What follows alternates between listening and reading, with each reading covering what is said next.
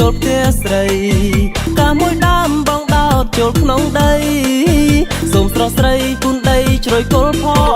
ងដីអូនដីថ្មីសំណាមានជីវជាតិទោះស្មៅដល់ជ្រៀតក៏បងចង់ដាំដីគេមកចែកឲ្យក្រមុំចាំ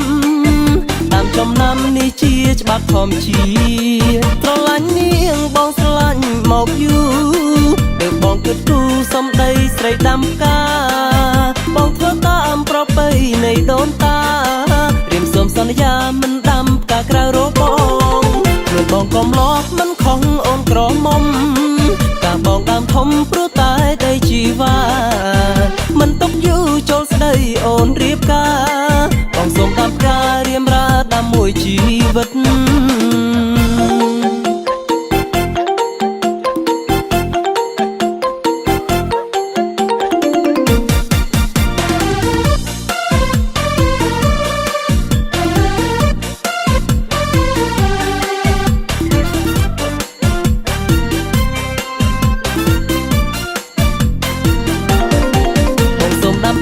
ជីវ៉ាជួយថែផងដាំក្នុងរបងចំឡងទ្វារចូលផ្ទះស្រីកាមួយដើមបងដោតចូលក្នុងដីសូមស្រស់ស្រីគុណដីជ្រោយគល់ផ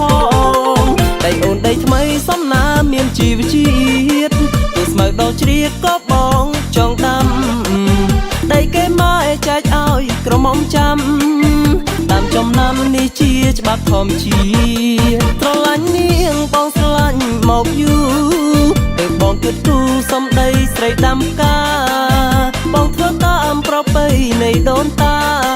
រៀមសូមសន្យាមិនដាំផ្កាក្រៅរប